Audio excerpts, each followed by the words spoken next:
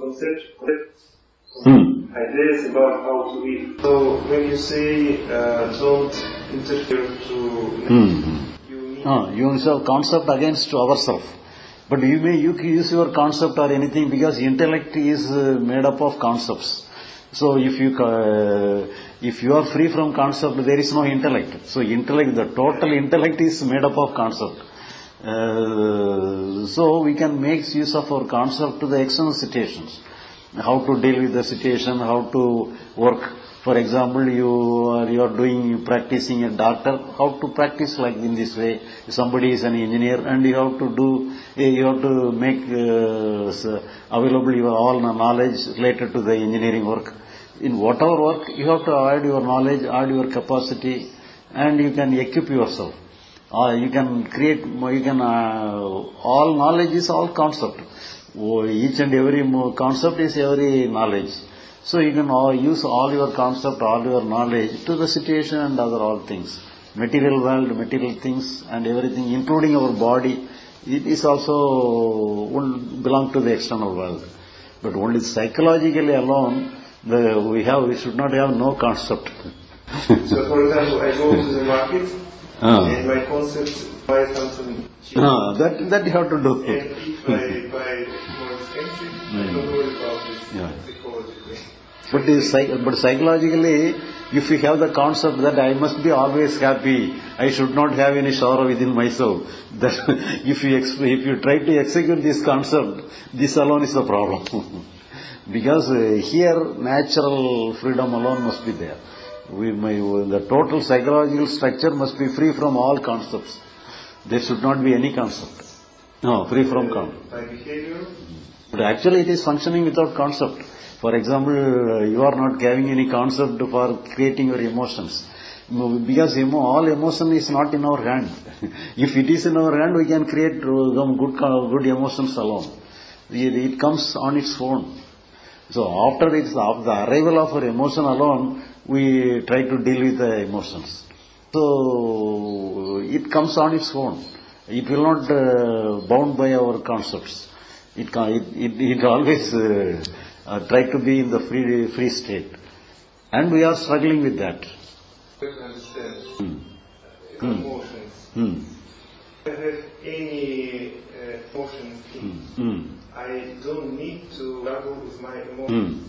But need not struggle with your emotion. I use concepts, but no, I don't struggle with your emotion. With my emotions. For example, if I go to the market and I have frustrated emotions, I don't interfere to frustrations. I allow to be, and I live further.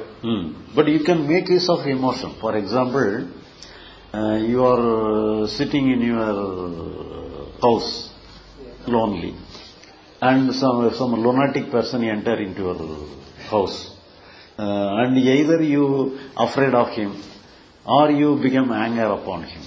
If you are anger, if you got the expression of anger within you, you may make use of the anger. If you make use of the anger, you shout in angry words, and the lunatic person will go away from the house. And otherwise, if you instead of anger, you have fear. So if you have the fear, then you cannot deal with him. So because you are afraid of him. So if you have the fear, you seek the help of other neighbors or other persons. And the fear helps you. Only because of the fear alone, you take the help of the other people. And thereby you drive the lunatic person out of the house. So if you do not have fear or anger, then you cannot control the lunatic person. So the lunatic person will simply go to your bedroom and lay down freely and send you out from the house. I have another question. How to difference psychological fear from natural fear? Because natural fear. So all fear are psychological, all fear are natural. Both are same. There is no. For example, if I sit here and I think I turn off fire in my house, and also allowed to be its fear? So all fear related to psychological fears means, for example, there may be no reason. Without any reason, you may have fear or anger or any sorrow or anything. That may be psychological, purely psychological. Otherwise, everything, for example, if you are thinking that whether I have put off the gas or not, then only you are creating some external situation. Psychologically you are creating some situation, and the situation creates fear. If you do not create the situation, the fear will not be there.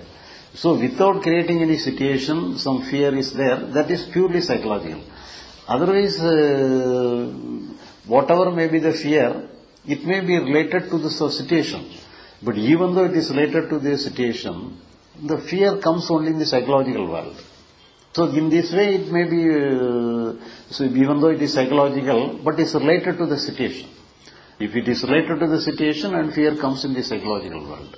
But here we have to, for example, if you have the fear that I might have put off the gas or not, then if it is, you have to rely, you can take cognizance of the fear, and you can make use of the situation, and thereby you can ring your phone to the and make it swear that whether you have put off the gas or not. But if you do the necessary thing, in spite of that you have the fear, then you need not worry about that. You need not control of the fear. But you can make use of the fear. You need not control the fear. So if it is necessary, you can make use of the fear. For example, if the lunatic person comes here, and we are either afraid or fear, and the lunatic person enters here, and the next the back door is there, he go away from the back door, he has gone away, then there is no necessity to use our fear or anger. He himself gone away. So we need not execute the fear or anger. So if it is useful, if it is necessary, we can make use of the fear or anger. But if it is not necessary, we can make use of the fear or anger. So you can choose to the situation. Consciously to the situation. Use anger or fear, everything. But at the same time, if it is related to the situation, you have to do the right thing. You should not select the wrong thing. For example, you may have the anger to hit a person in the street. But if you hit the person in the street, then so more confusion will be there. So you have to follow the order of the society. You have to, but all our doings in this world must be in an orderly way. There is good and bad in the external society. External world, there must be order. There is good and bad. But psychologically, there is no good, there is no bad. Everything is the feeling. There is no, even though we may think sorrow is bad, happiness is good, but actually it is not like that. There is no good or bad psychologically. Whatever comes and goes naturally, that is good. If it is always stay there, that is bad. If it is takes more time to go away from you, either it may be a happiness. If it takes more time to go away from you, that is bad. So whatever comes and goes very soon, that is good.